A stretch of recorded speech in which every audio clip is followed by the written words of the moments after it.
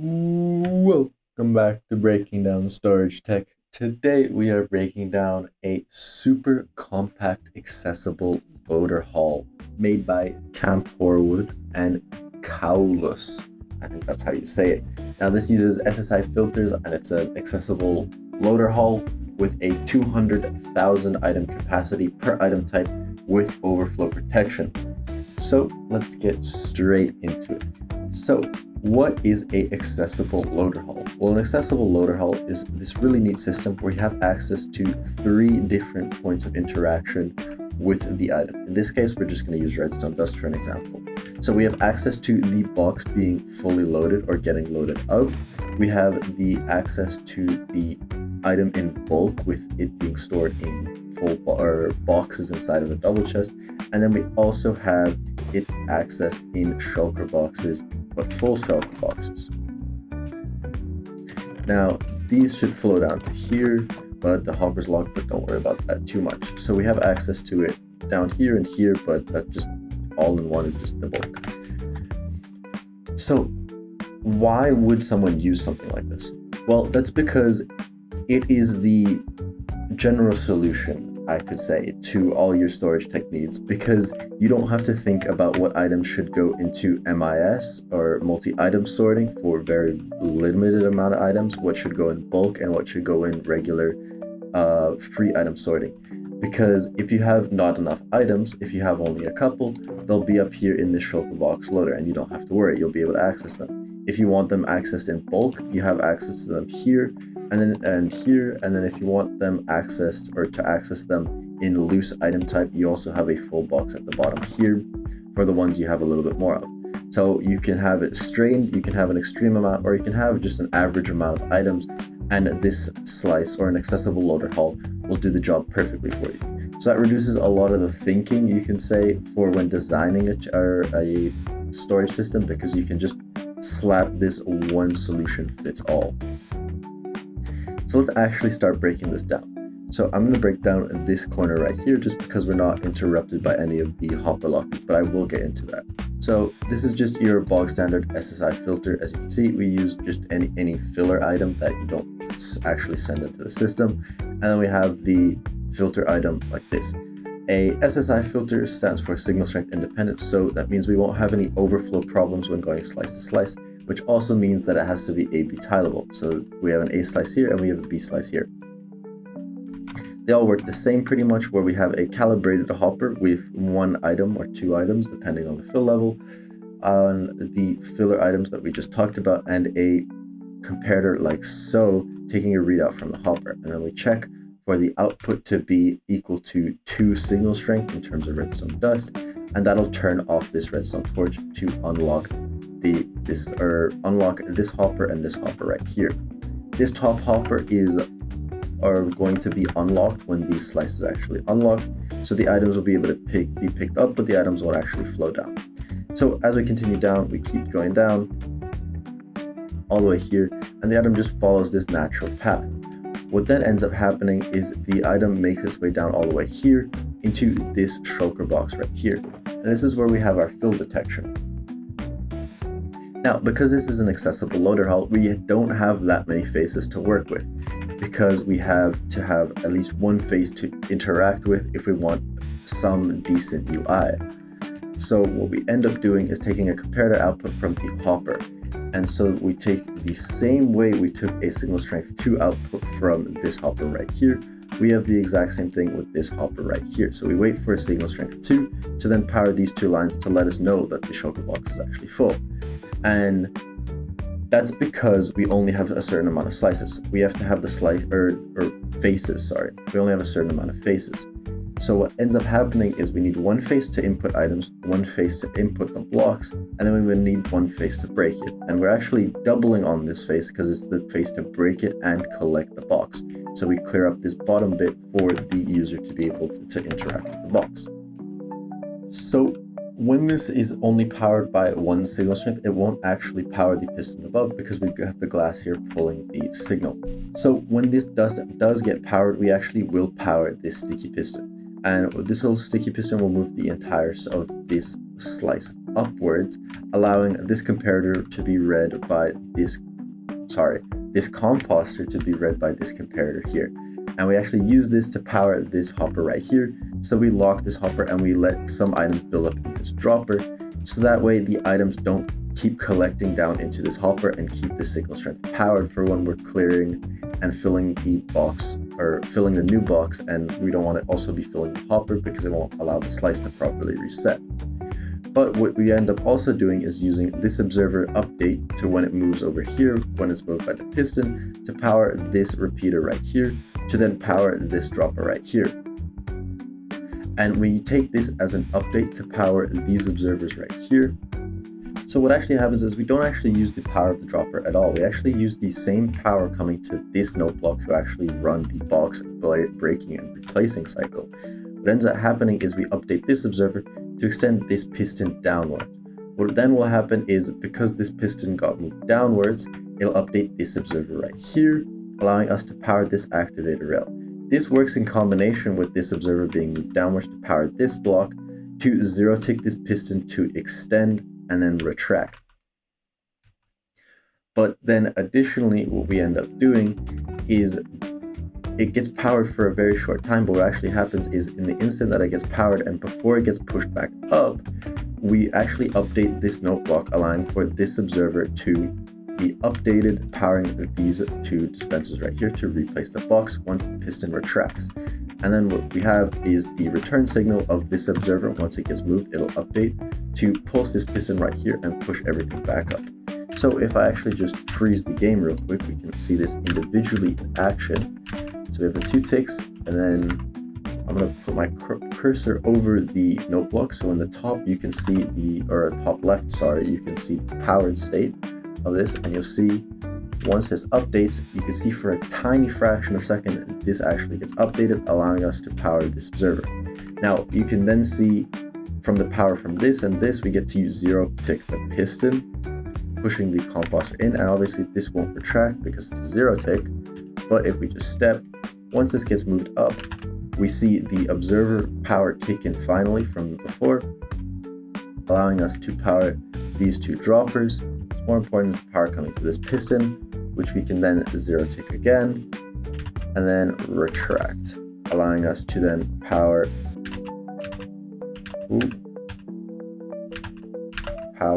and obviously this won't work right now because we have the whole thing locked, but what would happen is the box would get replaced.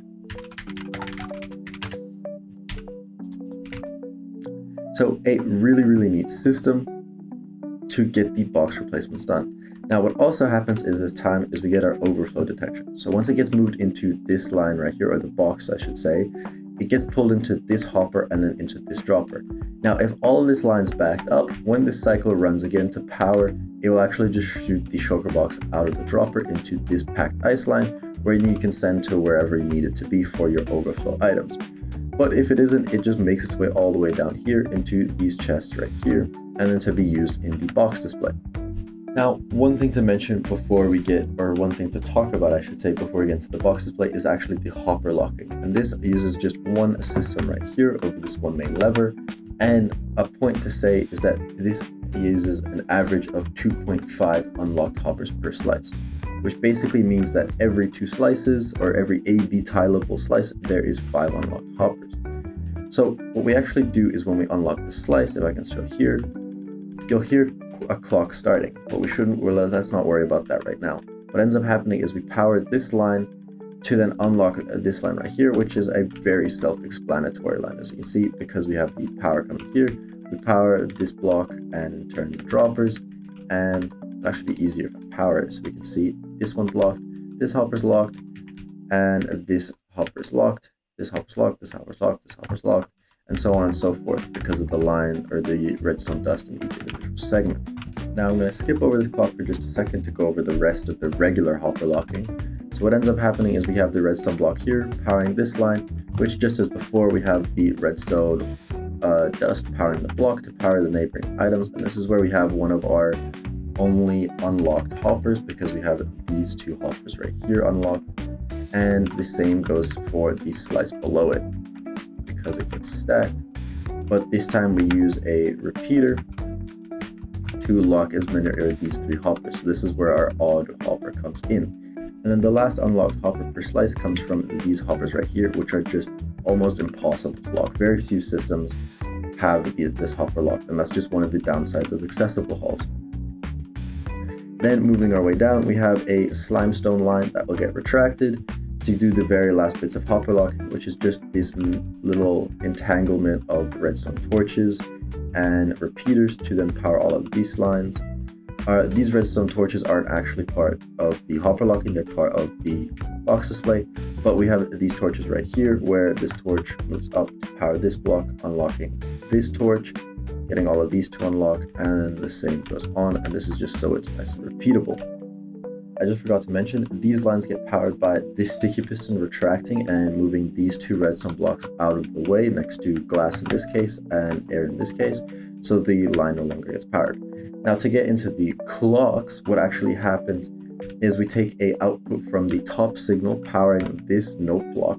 So when this note block gets unpowered, when these redstone wire gets unpowered, this note block gets unpowered, allowing this observer to update. And then if I just make a quick copy of this right here, you can see it's just a nice little observer clock right here, where this observer gets observed by this observer, which gets observed by this observer, which gets observed by this observer, which then powers this block and then powers this note block, creating a nice little loop. But we actually do take an output to it, and that is to this dropper right here. But we do take a major output from this, and that is to this line right here. As you can see, we have this open observer face where we use it to power these repeaters right here to then power the droppers underneath them. And why we do this is if I actually run the system, I get some empty shulker boxes. What ends up happening is if we fill this chest like so, we'll start running the line and we can see that the droppers or the shulker boxes get shot out. That's because all of the hoppers are underneath it are completely full. But because we're sending shulker boxes through all of the droppers, as you can see right here, if one of them were to get used, it gets filled up almost instantly. I'm just going to lock this slice. And that is how all the hopper locking is done. So let's get into this box display. I'll preface this by saying this box display does not actually collect the empty shulker boxes. That is a manual task, and this was done just to preserve the compactness of the whole system. So what happens is it just ejects the box. So we have a nice little comparator output being taken from the box to actually get the fill level. And what ends up happening is that this box, when it gets empty, it'll unpower this comparator and unpower this line, allowing this sticky piston to retract and push this sticky piston up. Now, by pushing the sticky piston up, it actually breaks the box. And then what ends up happening is we also have a observer update coming from the unpowering of this note block to run this line to unpower this redstone torch temporarily to unlock this hopper to allow an item to go through, just like that. We would have like so, the item will make its way through and everything be well in the wind, but it'll actually get stuck here because we only have a 2-tick unpowering of the torch, so the 8-tick cooldown of the hopper won't be long enough. That's where we use this other signal of when the piston gets extended upwards to update this cobblestone wall because it'll no longer be connected, to update this observer line, to then unpower this block right here to unlock the hopper to allow another shulker box to go through. Or to allow the shulker box to go from this hopper into this dispenser. What then happens is because the block gets placed up here, we actually can take a comparator output from this dispenser again, turning this from a non-power like the one right there into a repowered one to extend all of this back down and basically do the exact same thing, just undoing it. And this allows us to take another output from the piston retracting, updating the cobblestone wall again to power this observer right here to power this dispenser. So if I just freeze it right here and I take all the items out,